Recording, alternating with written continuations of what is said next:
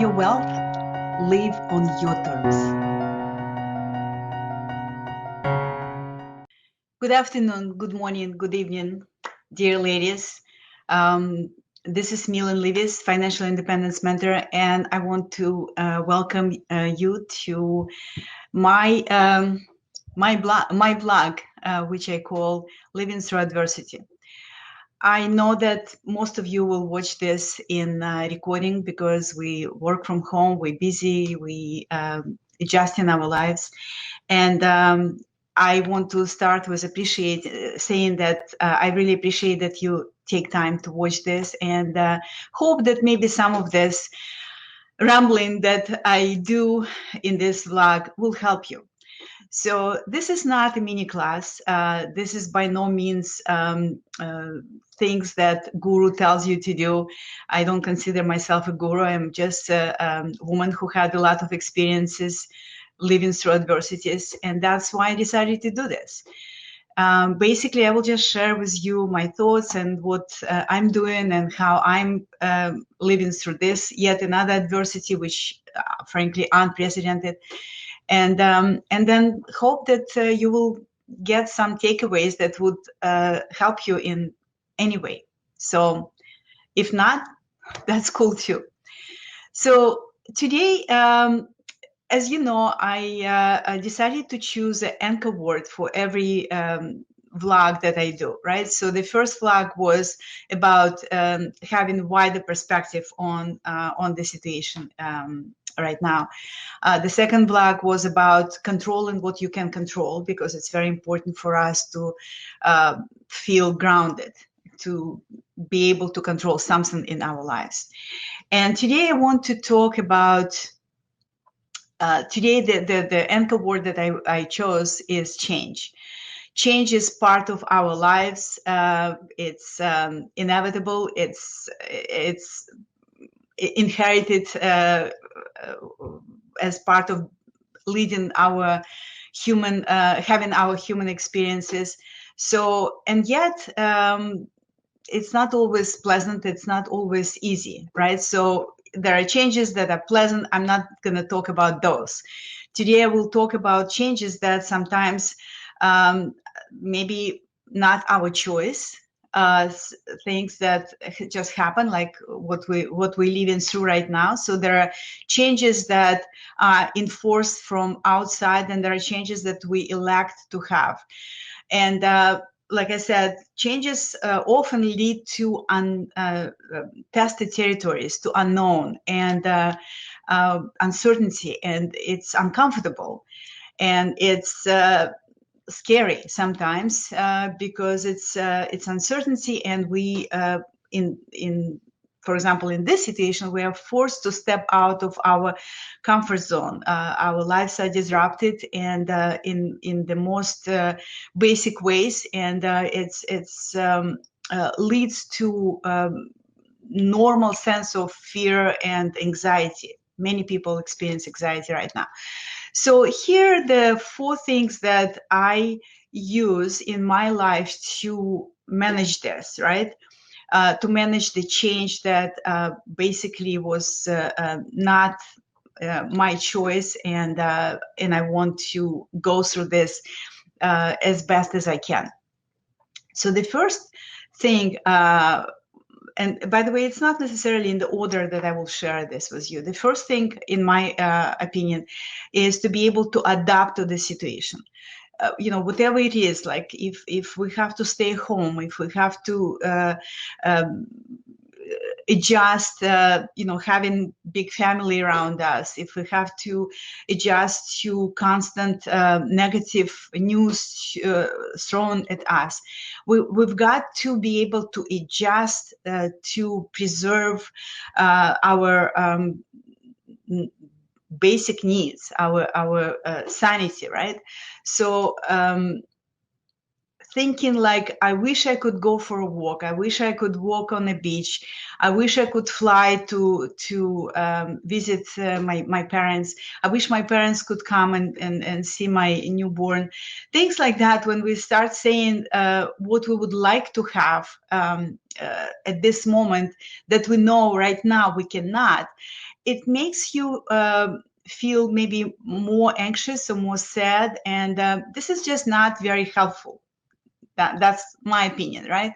So instead of saying, I wish things were not the way they are, I think we need to accept where we are right now and then see what we can do. For example, adjustment to income. So the first step or the point that I want to share today was adjust.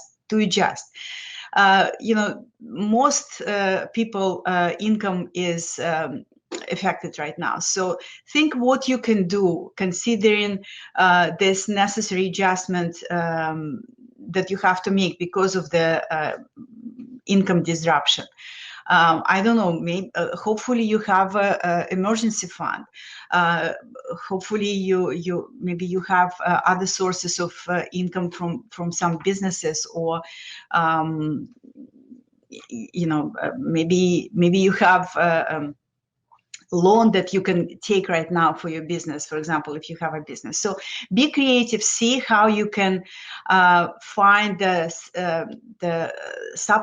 additional supplement to your income right now. I know that here in Florida, Publix hiring people, Costco stores are hiring people. So these are just options if you can find alternative sources of income.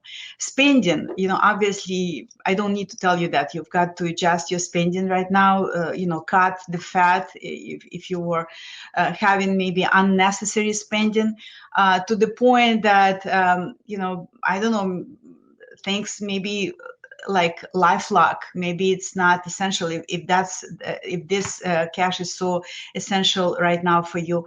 So look at your credit card statements and see what you could cut at this moment. As I told before, it's a time, if you have a challenging time right now, it's a time to dip into your emergency fund.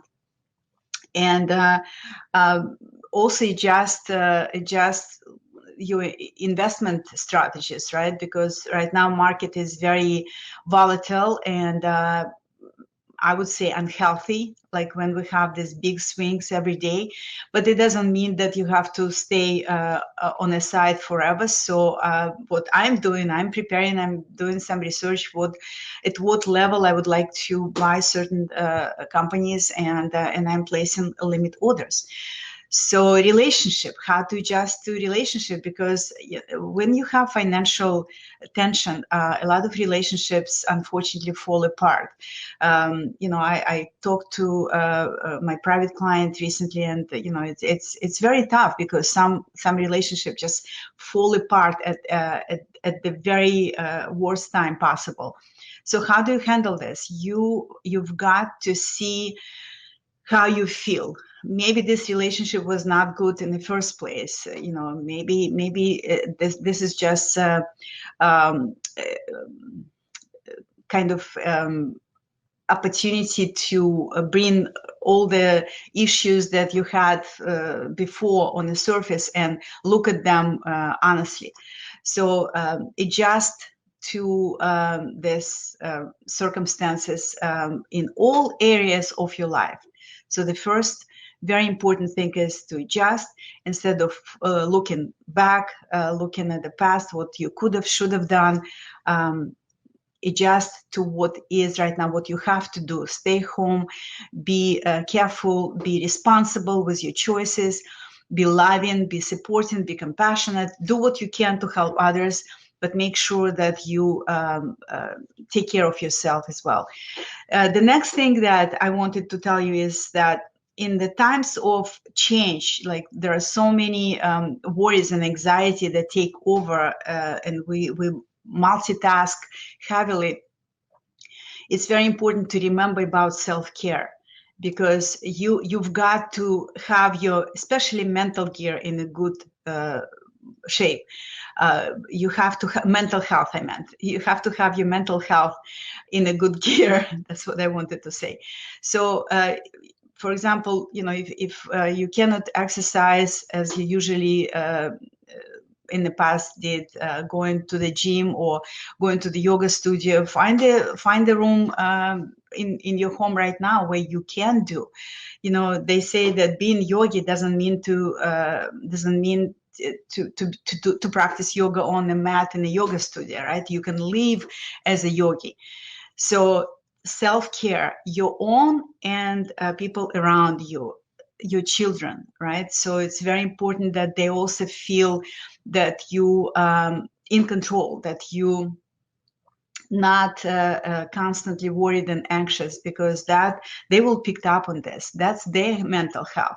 So it's your responsibility to take care of yourself, because you will project the energy of someone who is in control, who is not overly anxious and worried, etc. So it's very important to keep your routine, whatever your routine might be. Try to eat healthy, try to exercise, maybe doing yoga, maybe doing qigong at home. That's possible, that's feasible, right? So doing some stretches, whatever you can.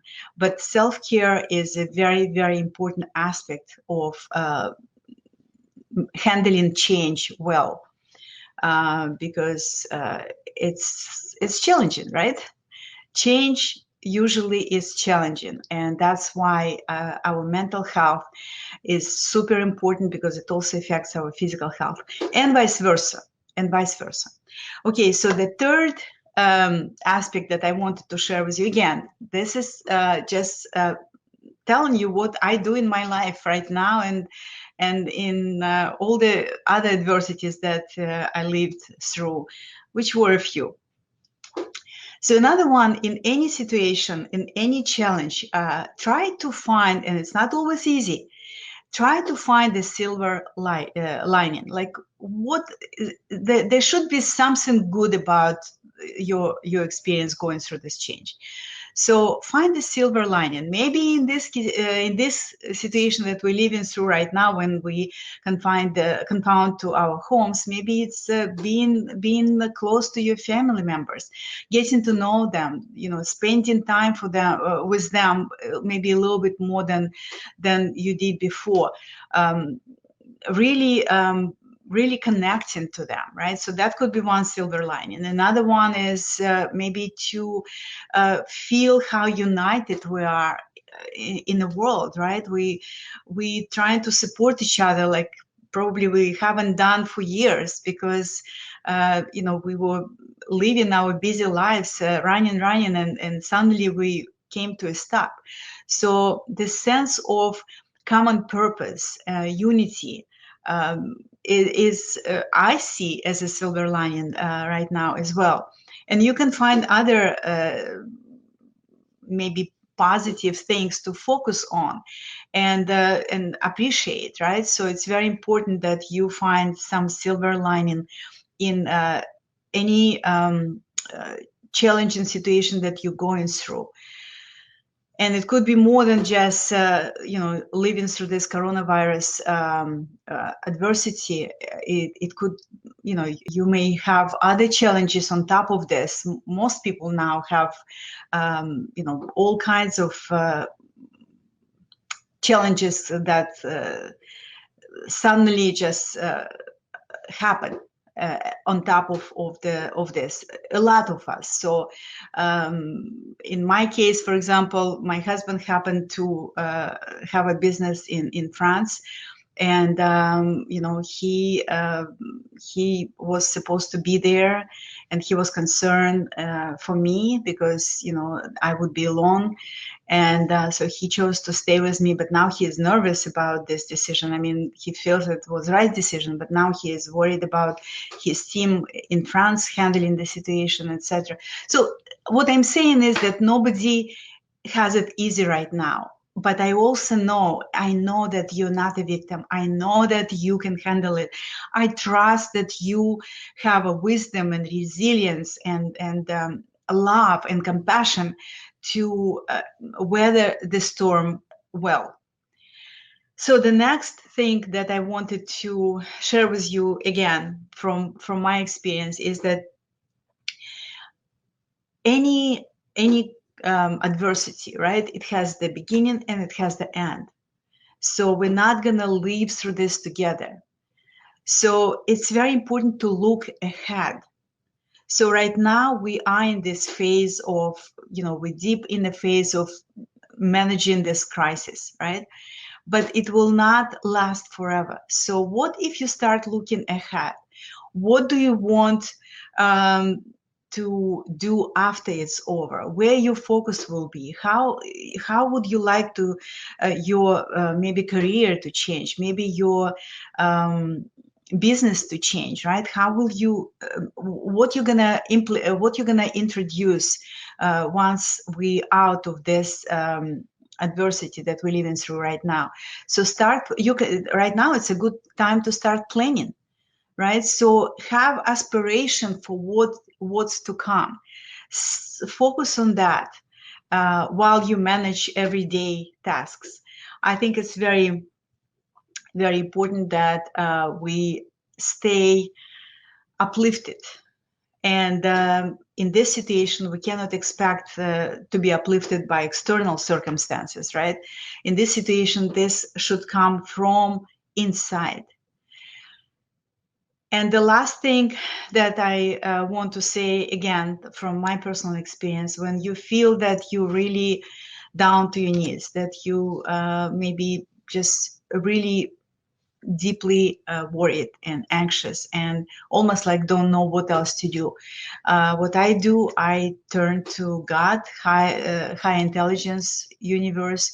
I pray and I, as part of my daily routine, I meditate twice a day, and that's something that helps me a lot as well. Knowing that I'm not alone in this world, that I'm loved, and that I'm connected to the source of it all. And that's all I wanted to share with you today. I hope you got some little nuggets here and there. I would love to hear from you if there is something that resonated with you in today's vlog. Again, the anchor word was control. I'm sorry, the anchor word today was change, right? And we talked about, I believe I shared with you 5 steps that I implement in my life, 5 steps, 5 aspects that help me to stay in a good shape and live through this adversity. And we all will get out of this, I believe, sooner than we think. Okay, so that's all. Thank you so much for your time today. I really appreciate your kind attention.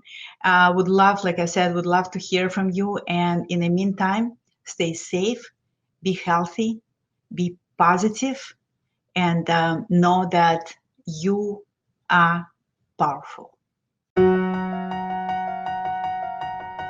Grow your wealth, live on your terms.